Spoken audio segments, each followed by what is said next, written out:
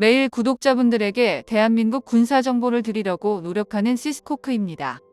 구독과 좋아요는 정보 전달에 큰 힘이 됩니다. 감사합니다. 요즘 K방산으로 전 세계에서 방산 수출 증가율을 대한민국이 1위를 하고 있는데요. 여기에 가장 큰 활약을 한 나라가 바로 폴란드입니다. 오늘은 대한민국에서 대규모 방산 계약을 확정한 폴란드가 FA-50 경전투기 도입을 위한 전체 예산 중에 이미 30%를 선납한 것이 확인되면서 KF-21 보람의 전투기 사업에서 목리를 부리는 인도네시아를 제치고 폴란드가 그 자리를 차지할 것으로 보입니다. 폴란드는 지난 9월 중순 대한민국과 전차와 자주포 대량 도입에 이어서 곧바로 FA-50 경전투기 48대를 도입하는 30억 달러 본 계약을 체결한 상태로 우리 돈으로 4조 원이 넘어가는 초거대 계약을 성사시켰습니다. 게다가 본 계약이 체결되고 겨우 2달 만에 10억 달러에 달하는 계약금을 납부를 한 것은 정말 이례적인 일로 폴란드 정부가 무기 도입을 간절하게 원하고 있음을 알 수 있습니다. 폴란드의 이런 적극적인 모습은 다 이유가 있습니다. 1차적으로 폴란드의 위치상 우크라이나와 접해 있는데 현재 우크라이나는 러시아와 전쟁 중으로 벌써 1년이 다 되어가도 전쟁이 끝나지 않고 있습니다. 게다가 폴란드가 소유하고 있던 러시아제 미그 29 전투기를 우크라이나에 수십 대나 지원을 하였습니다.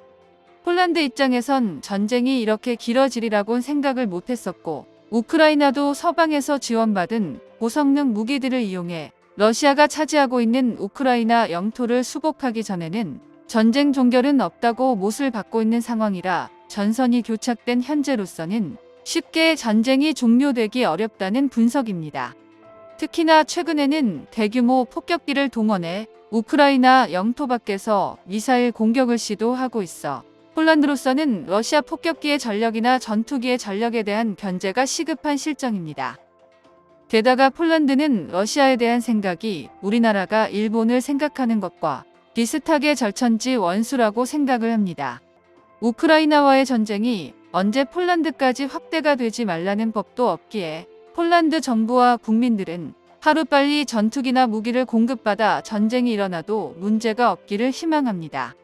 게다가 대규모 무기 도입 계약은 국제적인 룰에 의해서 이루어지고 있으며 평균적으로 수천억에서 수조 원까지 국가 재정을 투입하는 사업이기 때문에 어느 국가나 사업이 진행되는 과정에서 다양한 의견 조율과 사업성 검토 등 엄청나고 광범위한 조직 간의 조율까지 무기 도입 결정에 상당한 시간이 필요합니다.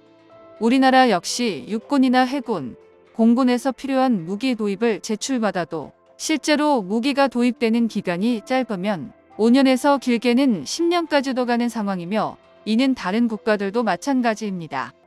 폴란드가 미그 29 전투기를 우크라이나에 지원하면서 몇 달 만에 FA-50 경전투기를 도입한 것은 상당히 초고속으로 사업이 진행되는 것이며 여기에 그동안 언론이나 네티즌들이 우려했던 무기 도입 계약금을 마치 걱정을 비웃기라고 하듯이 일시불로 30%를 납부하면서 오히려 전 세계 나라들을 놀라게 만들었습니다. 이는 대부분의 무기 도입 사업이 가계약을 거쳐 서로 간의 무기 금액을 조율하는 과정을 거쳐서 본 계약이 확정되었다고 하더라도 수조 원에 달하는 사업비가 실로 막대하기 때문에 평균 계약금을 납부하는 시간이 1년 이상으로 잡고 있는 상황입니다. 일반적인 무기 도입 본 계약을 진행시키기 위해서 무기 도입 국가가 평균 10%의 계약금을 지불하는 것으로 알려져 있으나 폴란드가 무려 30% 이상의 계약금을 전격 지급한 것은 국제적으로 정말 파격적인 조건입니다. 여기에 폴란드는 한국에서만 무기를 도입하는 것이 아니라 미국에서 전차와 다연장 로켓의 전투기까지 추가로 주문한 것을 도입할 계획이기 때문에 막대한 비용이 들어갑니다. 실제 폴란드의 1년 국방 예산이 15조 원임을 생각한다면 대한민국에 납부한 계약금 30%가 폴란드에서 대한민국의 무기 생산에 대해 정말 진심임을 알 수가 있습니다. 사실 대한민국으로서도 폴란드와 본 계약을 체결한 방산 무기 수출 금액이 상당함을 감안하여 대한민국 수출입은행이 나서서 무기 도입 자금을 차관으로 대출해주는 형식으로 폴란드가 오랜 시간 조금씩 상환하도록 따로 조치를 취하고 있습니다. 그러나 폴란드 정부에서 국회를 열어 특별 예산을 통과시키며 대한민국으로 입금한 것은 사업 추진 의지를 아주 확고하게 보여주고 있는 것이며 KF-21 보람의 전투기를 공동 개발하는 인도네시아와는 완전히 상반된 모습입니다. 폴란드의 군사 전문지 디펜스24에선 한국에서 도입할 FA-50 경전투기 초대분이 내년 8월 달에 폴란드에 도착할 것이며 총 12대를 도입할 것이라고 확인하고 있어 우리 대한민국에서도 폴란드에 FA-50 경전투기를 제 시간에 수출하기 위해서 발빠르게 움직이고 있는 것으로 드러났습니다. 대한민국도 폴란드의 요구에 대응하기 위해서 우선 한국 공군에서 주문한 TA-50 전술 인문기 20대 물량 가운데 12대를 폴란드에 수출할 FA-50 경전투기로 개조하는 작업에 빠르게 나섰습니다. 특히 TA-50 전술 인문기는 한국 공군에서 주문받은 기체로 이미 완성되어 폴란드가 경전투기로 운영할 경우에 필요한 항공전자 장비의 개조만 이뤄지면 곧바로 폴란드에 수출이 가능한 것으로 알려져 있습니다.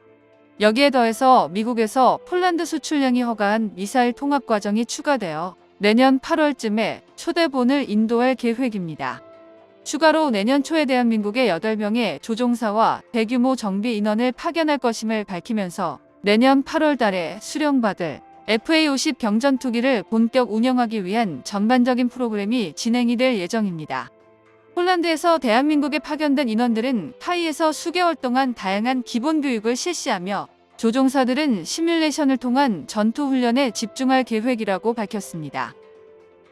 이 과정이 끝나면 다시 한국 공군 전투 비행단으로 이동해 전투기가 폴란드에 배치되기 전까지 실전적인 훈련이 이뤄질 계획으로 한국 공군의 협조를 받아서 한국 공군용 FA-50 경전투기를 실제 탑승하게 될 계획이라고 전했습니다.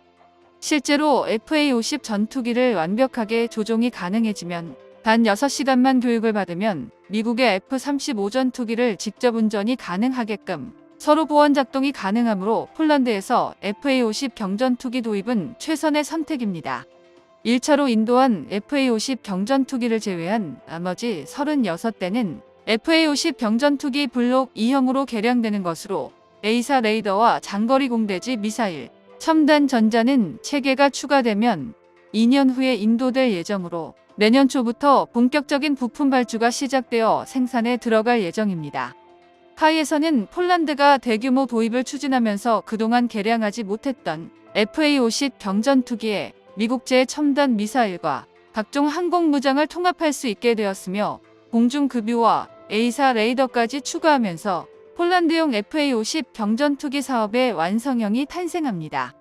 폴란드 정부는 미국에 원했던 F-16 전투기 대신 도입하는 FA-50 경전투기의 성능이 제약되어 있었기 때문에 폴란드는 미국에 강하게 요청했으며 FA-50 경전투기의 다양한 성능 개량을 얻어내면서 아쉽게도 한국이 다른 국가에 수출하는 FA-50 경전투기에는 이러한 것을 적용할 수 없습니다.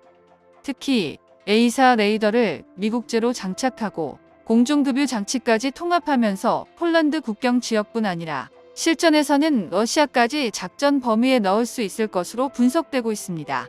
이렇게 되면 러시아가 운영하는 대다수의 구형 전투기를 압도하며 수호위 전투기를 장거리에서 제거할 수 있을 정도로 뛰어난 전투 성능을 발휘할 것으로 폴란드 공군에서는 분석하고 있습니다. 현재 KF-21 보람의 전투기 개발에서 인도네시아가 납입해야 될 9천억 중에서 고작 94억 원을 납부를 한 것 역시 폴란드가 대한민국 방산 시장에 진심을 다하고 있음을 인지하고 있고 이대로 있다가는 그 자리마저 위태로워 보이기 때문에 아주 일부를 납부한 것입니다. 폴란드의 이런 빠른 계약금 납부 소식이 KF-21 보람의 사업에도 큰 영향력으로 미쳐 KF-21 시제기에 붙은 인도네시아 국기가 반대로 돌려져 폴란드가 될 가능이 아주 높아졌습니다. 정보가 도움되었다면 구독과 좋아요 부탁드립니다. 이상 시스코크입니다.